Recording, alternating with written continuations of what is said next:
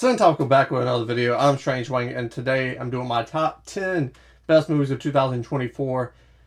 And I love doing these videos because one, I get to talk about movies I love, and I feel like when you do a top 10 that's personal like this, you really get to know who you're watching, because I'm not picking the best 10 movies I saw this year. I'm doing my favorite, and that's a big difference. And if you don't see your favorite movie on this list, well, that's why there's a comment section. You can tell me your top 10, top 5, whatever, down in the comment section below. But let's get into it. And hit the spot.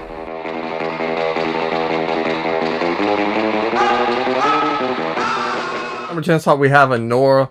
This movie is great. It keeps you on your toes like a ballerina. You don't know what's happening. It's a good idea of what the generation is like nowadays and how they just don't give a fuck, and the crazy shit that comes from that. I mean, just look at the internet. Go on TikTok, YouTube, and just watch people do shit. And people are just fucking fascinating more than they've ever been, in my opinion. And this is a good insight look of that. That's what Sean Baker does best.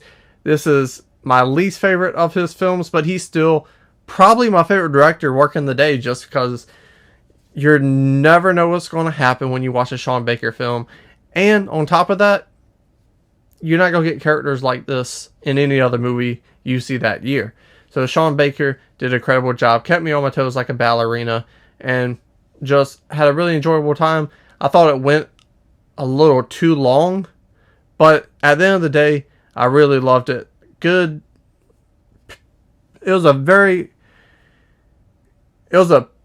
He painted a picture that was very enjoyable, but not something I wanted to keep in my house, if that makes sense. Coming at number 9, we got Monkey Man. I'm a huge action fan. I love 80s action movies. I love this new John Wick raid style of action we're getting nowadays. And Monkey Man is another feather in that... English, motherfucker, do you speak it? Feather in that genre's cap. It's incredible. It is the best of both worlds when it comes to storytelling, because the Indian culture is unlike what we're seeing in John Wick. It's unlike what we're seeing in the raid. It gives it a new identity, a new background, a new flavor, if you will. And mix that with the martial arts and everything, you just have an exciting movie top to bottom. Edge of your seat, incredible action. Definitely a must watch for any action fans out there. At least I think. But what do I know? Coming in at number 8, we got A Quiet Place Day 1. This movie had my heart pumping like Reeboks. These Quiet Place films are all great. This might be my favorite one. Quiet Place Day 1. It gives you a underdog character from the start with a disability, which is different from the family aspect that we've seen in the previous two, in this universe, the latter two films, because she can't talk. No, she can talk. She can't hear. Her hearing's going, and that's sad. Obviously, with what's going on around her, it makes it even more scarier, even more terrified, and how the director put us in her shoes to understand that character with good filmmaking technique. Just took this film, strapped on the seatbelt, and put me in the passenger seat, and we just fucking hit 100 miles per hour and went. Because in that situation, that's what's happening. There's no slow moments. And when you do, there's few and far between. This unlikely friendship that she gets to have in this relationship. And everything this brings just builds and builds and builds to the climax. And it's a heartfelt, beautiful ending, and just incredible.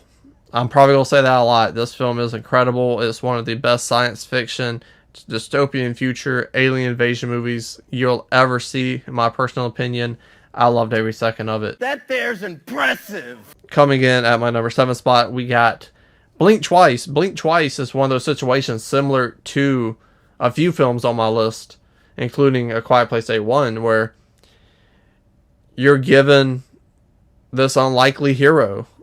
In this situation, you don't know it yet, but you just put her in this situation, and it gets worse and worse and worse and worse and worse.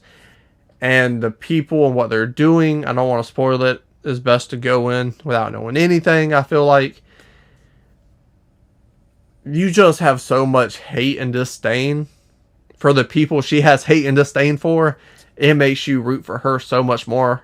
And because of that investment, it puts you on the edge of your seat. It makes you feel like you're watching a football game and your team's down a touchdown and they're fighting for those yards. And when they finally score that touchdown, you won with them. It feels like you're up on your feet. You're doing one of these numbers. Yeah. It just gets you so excited that you can't help but be entranced and feel like you're a part of the film, because the investment this film offers is a incredible thing. And if you can get behind it and feel that investment, oh my goodness, dude, you're going to have a phenomenal time watching this film. I know for some people, they're probably walked out. It's a touchy subject, no pun intended. That's a terrible joke. I probably shouldn't have said that. Next on the list, again, very similar to A Quiet Place, Day One. It's an alien invasion movie. It's Alien Romulus. To me, again, unlikely heroes, the setup, their relationships, is kind of a mixture of Blink Twice and A Quiet Place, Day One. These three films all kind of have the same premise of underdog hero gets put in a situation. You have a investment for who they are and their situation that they're going through, their living situation. More so in A Quiet Place, Day One and Alien Romulus. But when the shit hits the fan, you're all in, on the edge of your seat, like you're watching a sporting event. Your heart's pumping like Reeboks. You're on your toes like a ballerina. This film just has more action in it, and I am a action movie guy. So mixing those two together, the investment, the horror element was there enough where it actually felt scary again. These alien movies, honestly, after the second one, they suck. Am I lying? This one brought the horror element back. Easily the third best film in the franchise without a shadow of a doubt. As a average moviegoer came up and asked me what film should I see, I would 1000% tell them they need to watch Alien Romulus. But also they need to watch my number 5 pick, The Fire Inside. Holy shit, if you love sports movies, you love underdog stories, this is the film for you, because it shows that climb, that journey, that win, and then 180, it shows you the aftermath. The Olympic trials, you always hear about the glory, you never really hear about what happens afterwards. Personally, I can only name one Olympic athlete. You can ask Michael Phelps. Other than that, I don't know any of them. Not a one. I'm sure the basketball players, they get gold medals. But other than that, they have a platform that they can play on national TV season after season after season. Boxing doesn't really have that. Swimming doesn't really have that. It's not promoted like the NBA is. Or boxing to a certain extent. No one really cares about tabletop tennis. No one's going to watch it on ESPN. But these sports like this, similar to Kurt Angle, how he got into wrestling because he was broke and needed money. And he spent all of his life, his hard work, to get to the Olympics, to win a gold medal for his country. And then it was like, oh, you can be a newscaster. That's not offering the life. That's not equal trade. So that climb, that journey, the aftermath is just important as the beginning. But the beginning, obviously, the most fun and what people are most going to get into. And I feel like a lot of people aren't going to really care, and they're going to fall off towards the latter half. But if you stick with it and pay attention, it's just as important as the beginning. And the reason why it's so low on my list is because the ending speech between coach and student doesn't hit. Well, that's unfortunate. Brian Tyree Henry just fucking brings it. If he's not dressed up as a superhero in Immortals, he fucking brings it. He is an incredible actor. I love everything I've seen him in.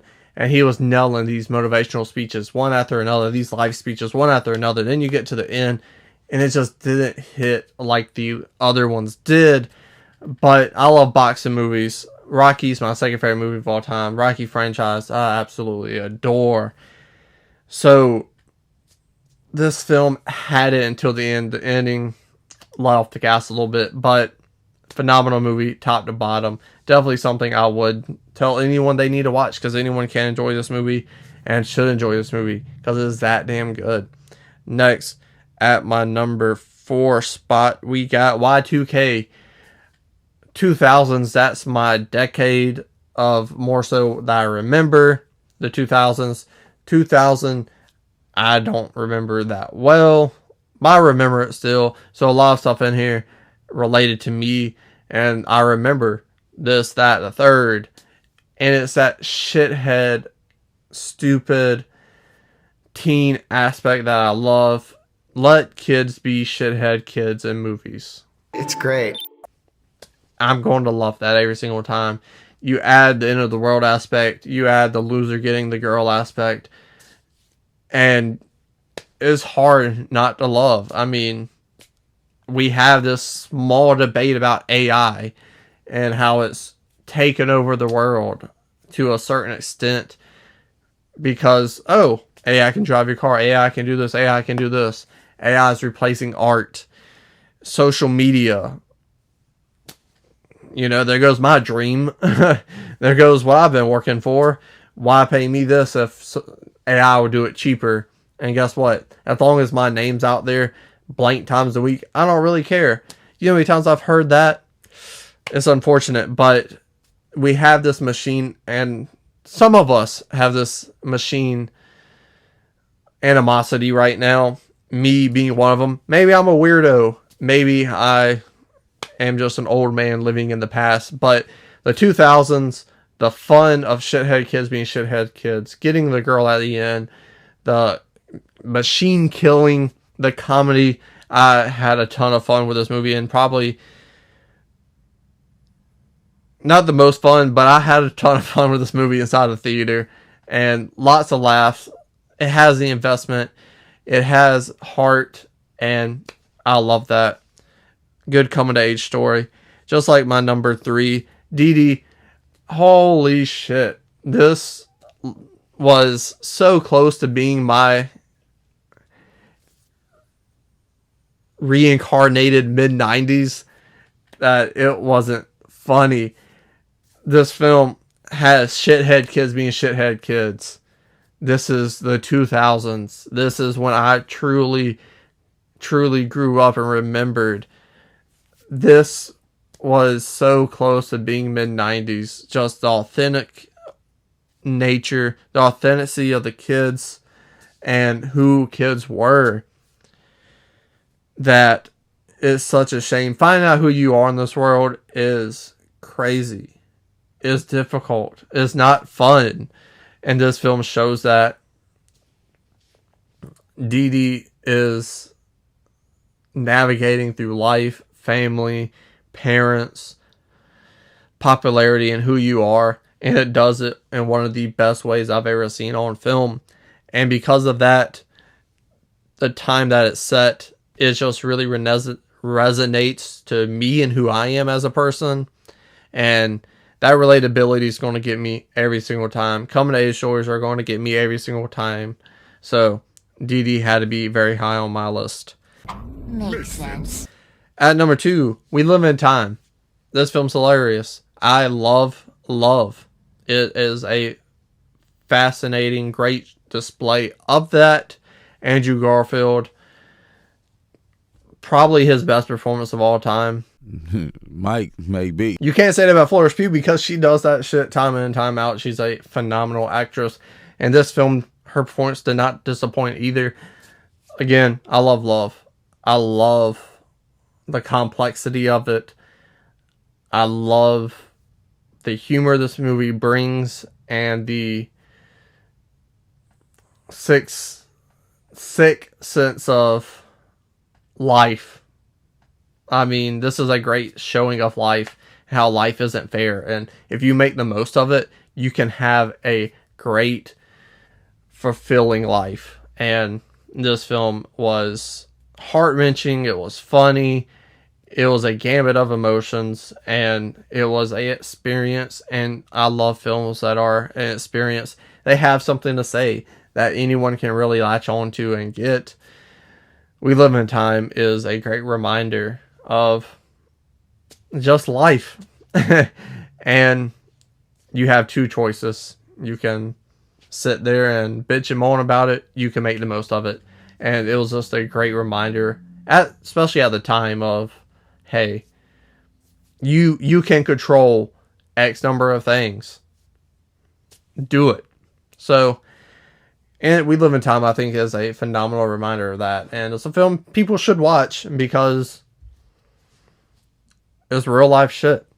And I think that scares people sometimes. And through the gamut of emotions and situations these characters in their lives bring, you see that, and it's going to turn some people away, maybe. But I hope everyone watches this movie because it is great. Just like my number one. This one is probably the most personal to me because it is Snack Shack. Two teenage shysters. These kids are being shithead kids. The jungle paradox of love at that age and not understanding and friendship and just the time period is a throwback. So there's no cell phones, there's none of that.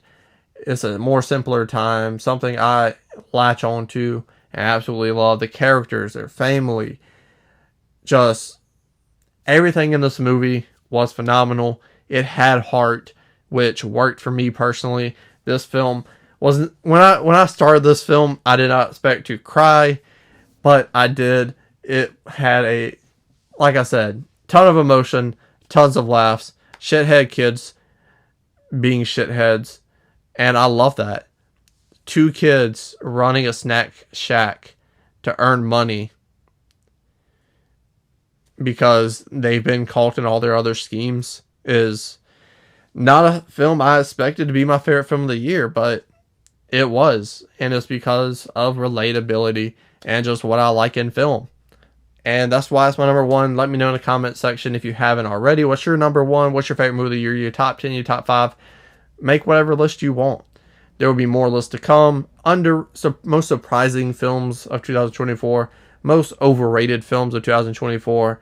And of course, the top 10 worst films that I saw in 2024. Stay tuned for those. And how you do that is subscribe. Thank you. A good night. You dig?